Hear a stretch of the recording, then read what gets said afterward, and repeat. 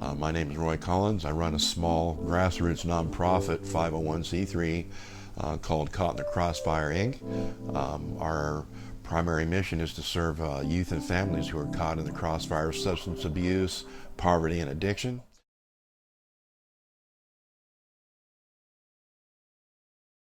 So when I first met Roy, I was like, honestly, like, okay, like this guy, but and then I was like, okay, I'm gonna hang out with him, get to know him more with our mutual friend, and I started to notice what he was about and the conversations we would carry on with.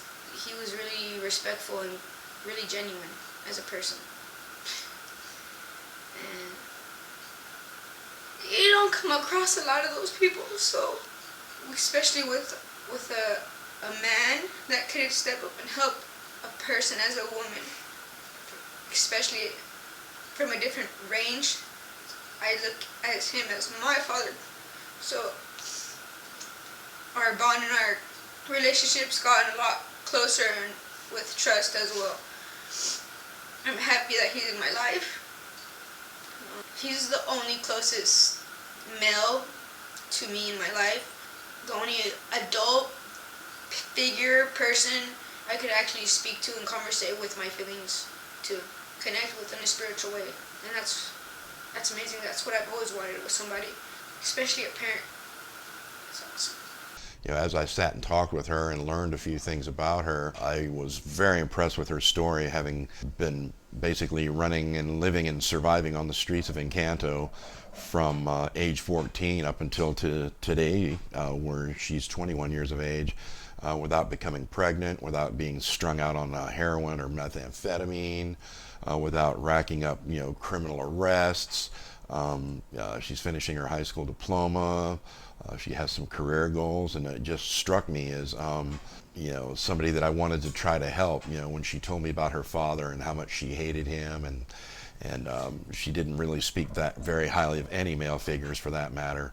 And so as I became closer to her and befriended her and started trying to help her figure out some things in her life, so I started doing some research and I came across the Fatherless Daughter Project book. All I can say is that after reading the book, it's made me a much better stand-in father, as it's referred to in the book, than I ever possibly could have been without it.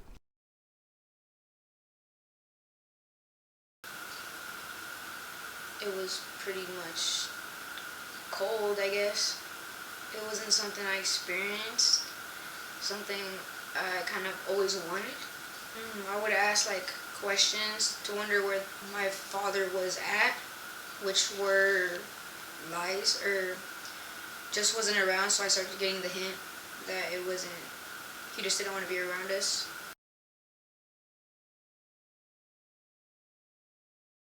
A couple of things that I wanted to bring up is the resiliency and resourcefulness of a fatherless daughter that's mentioned in the book.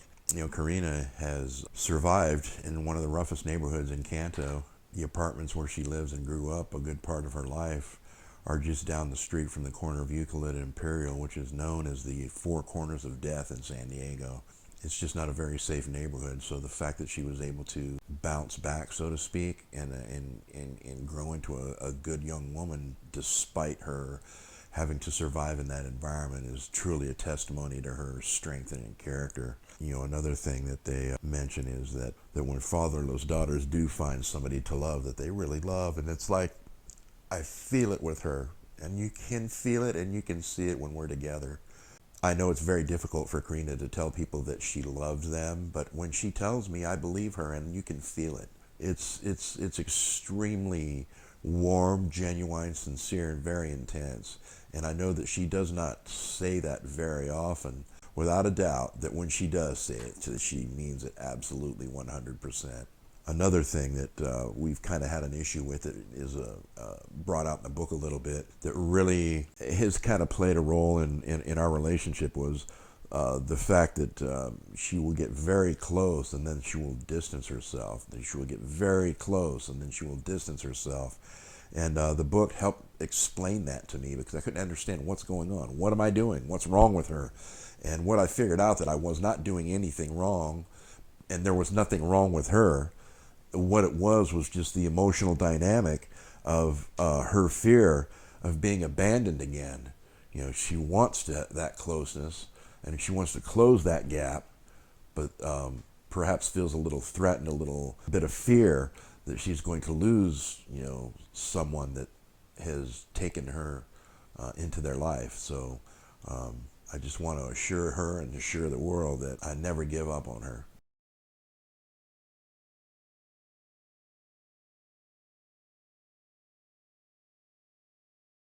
Well, a couple of things that really struck me in the book that still stand out now that I don't even have to go into the book to remember is Miss Dana Babel, one of the authors of the book, had made a statement in there that about a stand-in male figure that was her uncle and that he was always there. So one of the mantras that I have now I actually have two of them, and one of them is, I will always be there. And then the second one is, never give up. And I got to get emotional about that because here's a young girl living with no male support in her life, no family support really of any kind to speak of, and doing a pretty good job, in my opinion, of surviving, overcoming, and just being able to, to move forward in her life with what little that she has. And and that always touches me. Another part that strikes me that I don't have to remember is the fact that it takes a special person to take the broken pieces and help put them back together. I encourage anybody who thinks that they have what it takes, are willing to never give up and to always be there, to consider putting yourself out there as a stand-up father.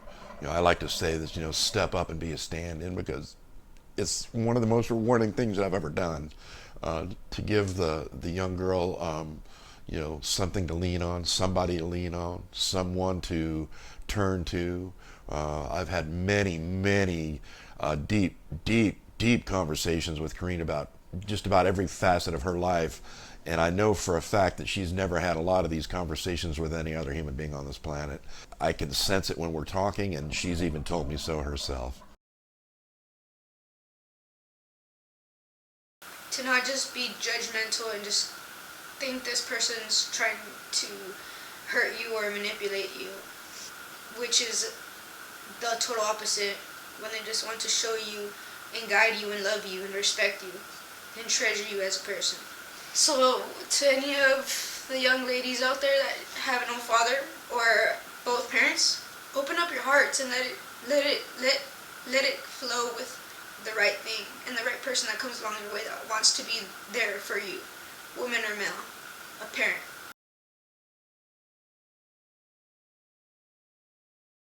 To those of you that are out there possibly considering stepping up as a stand-in father, the only things that I can suggest is be willing to always be there and never give up.